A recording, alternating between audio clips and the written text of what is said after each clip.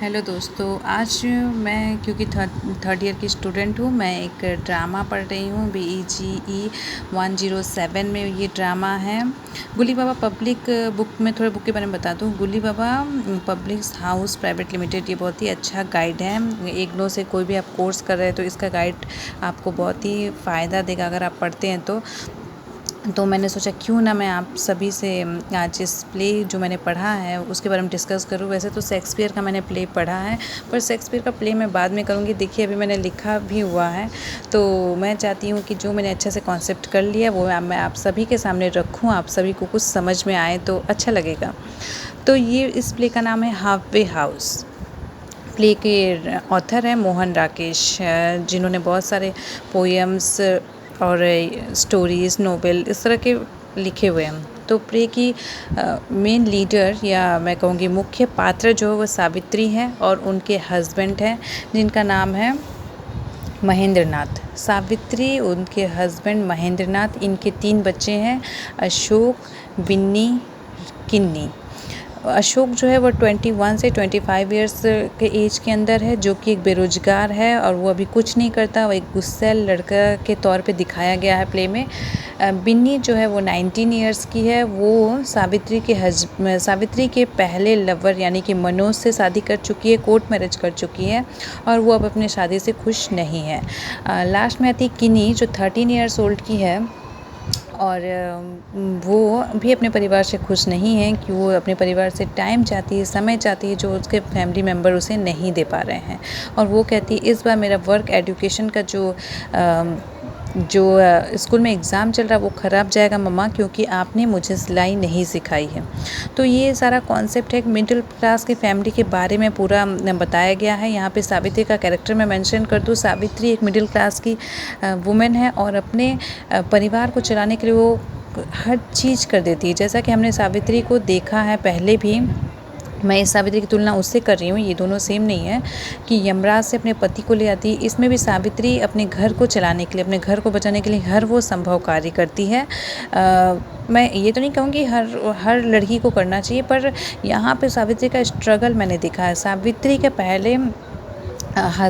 पहले लवर हैं जुनेजा, जो सावित्री के पहले लवर रह चुके हैं। अभी वो जगमोहन जो सावित्री के पति हैं उसके बहुत अच्छे फ्रेंड हैं, पर जुनेजा जिससे सावित्री अभी बिल्कुल भी पसंद नहीं करती है। उसका मानना है कि जो ये जगमोहन उसके पति हैं उनका जो बिज़नेस नहीं चल रहा है। सिर्फ सावित्री अपने घर में अकेली एक कमाऊ वाली औरत है और मिडिल क्लास में अकेले कमाना बहुत ही मुश्किल होता है।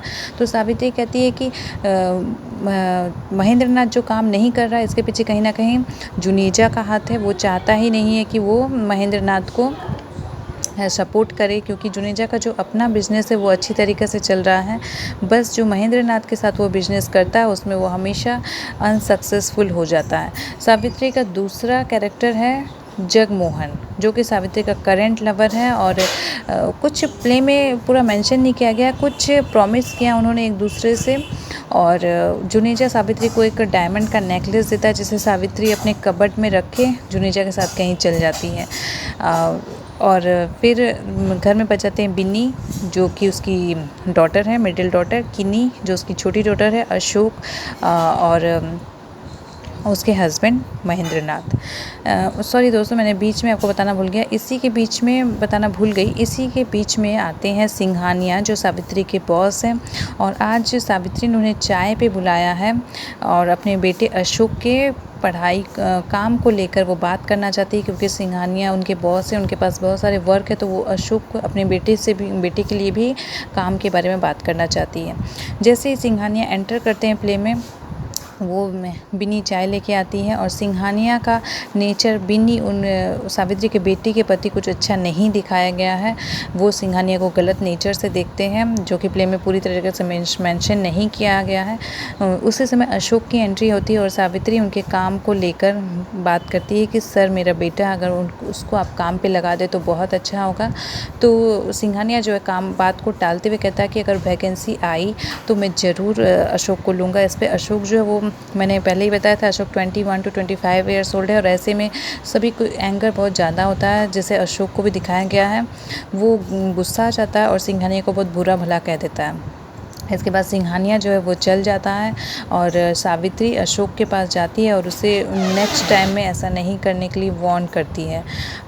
उसके बाद सावित्री जुनेजा के साथ बाहर चल जाती है। घर पे हैं बिन्नी, रिमी, अशोक एंड महेंद्र नाथ। तभी जुनेजा जो सावित्री का पहला पति है वो पहला पति नहीं, पहला बॉयफ्रेंड है वो सावित्री जैसे आती है बहुत ही गुस्सा आ जाता है और वो पूरे घर के सामने सावित्री के बारे में सबको बता देता है कि उसका जगमोहन के साथ करंट अफेयर चल रहा है। और बिन्नी, अशोक, रिमी ये सारे सुन के ये सारी बातें शॉक्ड रह जाते हैं। वो सावित्री के बारे में बोलता है कि वो एक ग्रेडी वुमेन है, वो हमेशा लालची औरत है। वो जुनेजा कहता है पहले वो मेरे साथ थी लेकिन जैसे उसे जगमोहन उससे भी अमीर आदमी मिला तो उसने मुझे छोड़ दिया। सावित्री को बहुत ही ग्रेडीली दिखाता है कि वो पैसे कमाने के लिए कुछ भी कर सकती है। उसके पति महेंद्र नाथ जो दरवाजे के पीछे से ये सब बातें सुनते हैं, जब वो भी सामने आते हैं और पूरा घर सन्नाटे से भर जाता है। सभी एक दूसरे को बहुत ही विचित्र होकर देखते रहते हैं और तभी जो प्ले का कर्टन है वो गिरा दिया जाता है। तो इस तरह इस प्ले का एंड हो जाता है। तो मुझे ये बहुत अच्छा लगा और अगर आप लोग इग्नो से कुछ कोर्स करना चाहते हैं तो मैं आपको बता दूं कि ये बहुत ही अच्छा कोर्स करने का एक अच्छा ज़रिया है, क्योंकि पढ़ाई अच्छा है दोस्तों। क्योंकि सब मुझसे बार बार पूछते हैं कि इग्नू कैसा है। इग्नू बहुत ही अच्छा है पढ़ाई में लेके और स्पेशली ये गाइड गुली बाबा पब्लिक बुक्स मुझे बहुत अच्छी लगी। नेक्स्ट दिन मैं आपको शेक्सपियर का कहानी सुनाऊंगी। फ़िलहाल मैंने उसे भी रीड किया हुआ है। शेक्सपियर के सोनेट्स है बहुत सारे अच्छे अच्छे जो मैं आपको सुनाऊँगी। मैंने यहाँ पर लिख के भी रखा है शेक्सपियर। जूलियट सीज़र एक अच्छा है।